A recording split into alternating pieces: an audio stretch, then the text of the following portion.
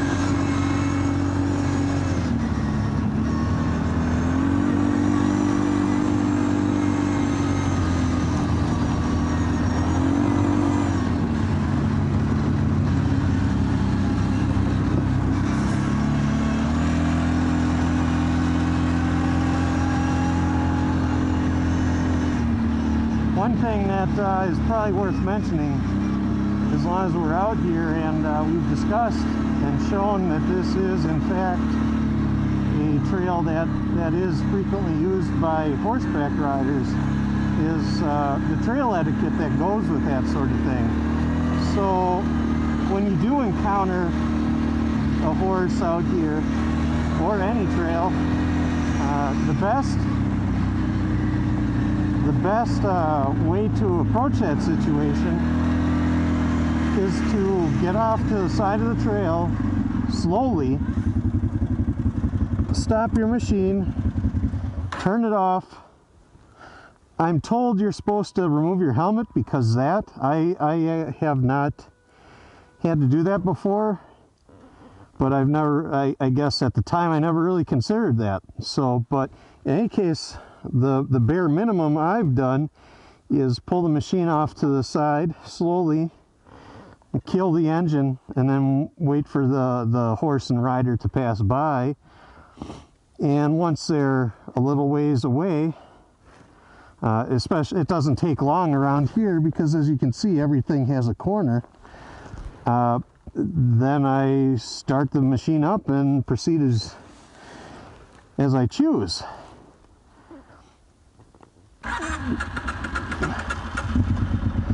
But that's something that you know, I think can go a long way in helping us achieve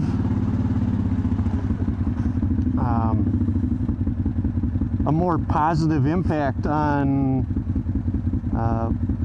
recreational communities beyond our own and our own, but beyond our own. So yeah, please, if you do ride these or any trail that offers horseback riding recreation, please show some respect to those people. There are just grouse all over the place up here.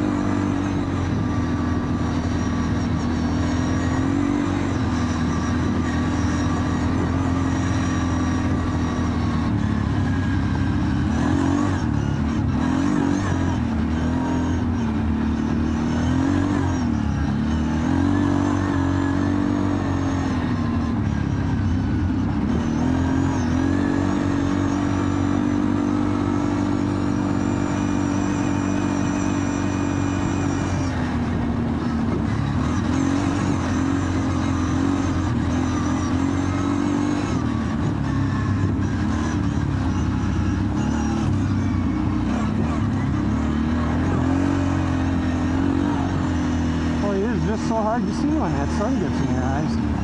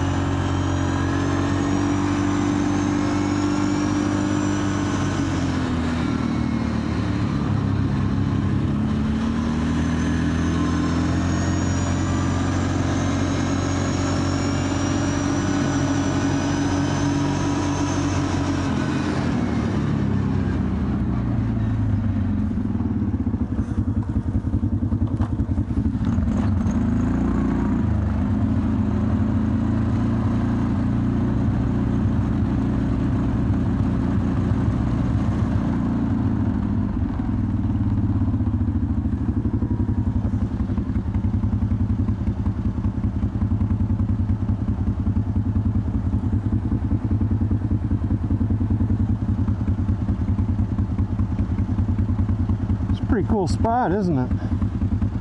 Old bridge.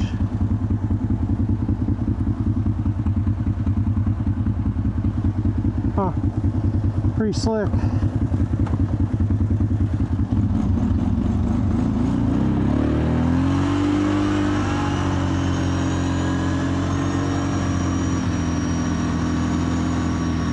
House to live in, I imagine.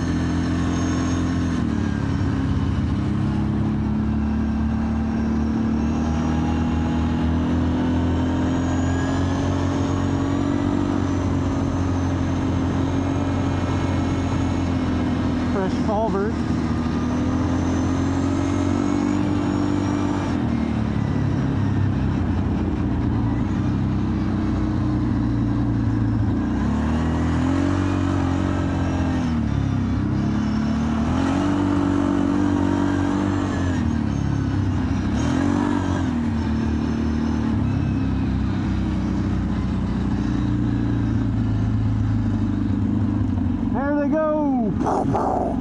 Here's one row-ho.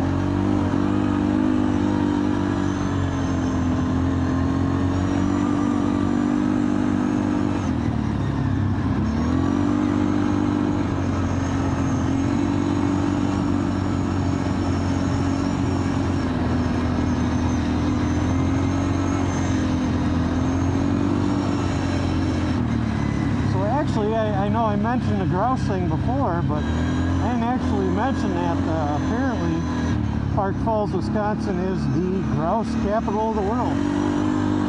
So, you know, might as well put the more you know banner across the screen, and just throwing that out there for your informational intake.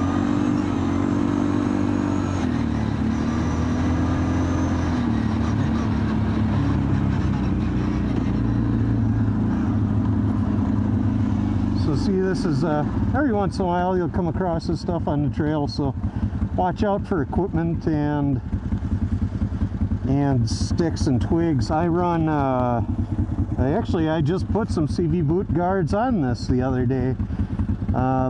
Ironically, this is the one trail I've only ever popped one CV boot in all my riding, and it was on this trail.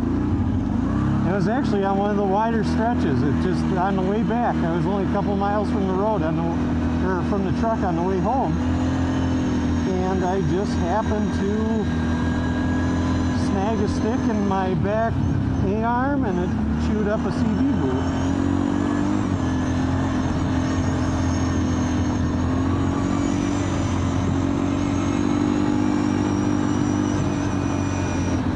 I'm sure that's why this is so much wider than that other trail we were running just a little while ago. Is probably for the logging equipment. They'll probably neck down there. Yeah, well, as a matter of fact.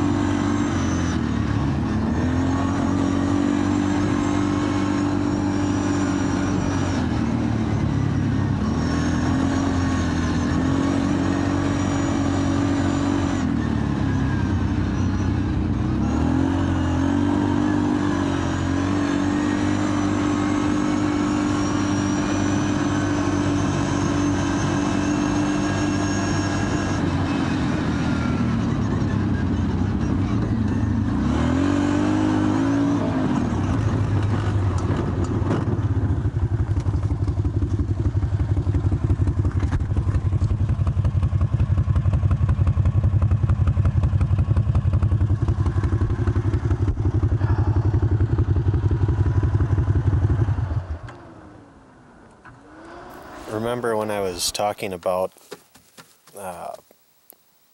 alternate methods of communication, letting people know where you are, that old chestnut. Okay, so as you can see, it's getting dark. The sunset, it's starting to cool off, and I came around this corner right here, and well, bam! There should be a pretty spectacular video somewhere along this point of my tire passing me up. So it looks like when this wheel bearing was changed that it was tightened down, but a cotter pin must not have been put back in. That sucks. So luckily I'm in the one spot where there just happens to be just a glimmer of cell phone coverage, so I called and we're going to bring out another ATV and a small trailer and extract it. It was a fun ride up until that point, though. I thought it was worth mentioning that this is the sort of thing, having a GPS can be such an invaluable tool. For instance, see my help is coming, and I just sent them a text with the coordinates, which you can see I'm at, and you know, this is where the truck's parked. That's how far away approximately I kind of am, as a crow flies, obviously, but that's not how far via trail. But in any case, it's just I thought I would highlight how, in my opinion, invaluable a tool a GPS unit. And I don't know, I've never used a cell phone as out in the wilderness for this sort of thing, so I don't know what they're like for setting coordinates and accuracy and all that. But for, you know, these units are, I think, worth the money. I might as well go over what I packed in my on my ATV box. So here are the things. Obviously, I have my little flashlight, my mag light with a couple fresh rechargeables in it, and then I have, obviously, if it focuses. Okay, so I have a spare set of batteries, and the gloves I've been wearing are my warm weather gloves, water, another pair of gloves, approximately 1.4 gallons of gas, my rain suit, obviously my cameras, and a spare pair of goggles, and then just a plastic bag that I've been keeping the stuff in to keep it separate from anything else. And then let's see here, I don't think I have anything else. So like I said, I didn't exactly plan on, it's all my registration papers and such. Which would probably make great kindling, by the way. Probably be able to fix this, but I can't lift it on my own. And then the other odd problem that I guess I didn't really expect is trying to wrench the lug nuts off the tire when I really don't have any, I can't get any leverage on the lug nuts. So it's kind of one of those things where, you know, you imagine like breaking axles kind of happens and stuff like that, or, you know, popping a tire. So most of those, it's just a simple limp along. Having the hub come off, that I had never anticipated that happening. So live and learn, right?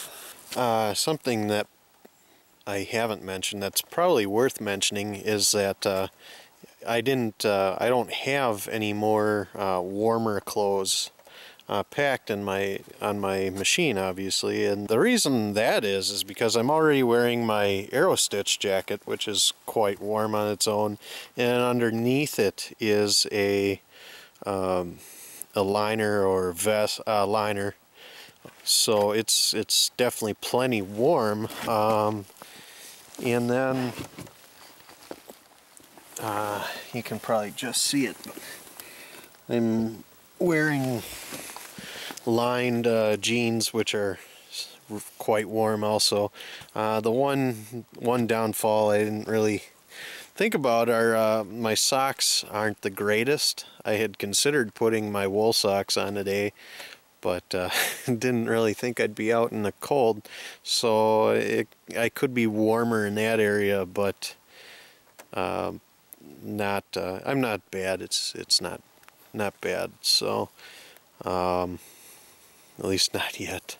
The one mistake I will say that I did make is that I should have packed like a Zippo lighter, or I don't smoke, so I don't have a lighter on me, but some sort of quick, easy method of starting a fire, because then I can always obviously create a heat source for myself. So, and there are ways with batteries and stuff like that, but that's still more complicated than, you know, a simple flick of a lighter, or, you know, even matches. So something I need to remember, you know, from this point on, and that I'll you know, I'll impart onto you, is to remember a lighter. Hear that? You can barely hear it. Not my stomach. That's silly. Of course you can hear that. Oddly enough, you can hear the trailer bouncing down the trail a lot more than you can the actual ATV that's pulling it. It's kind of fun, isn't it?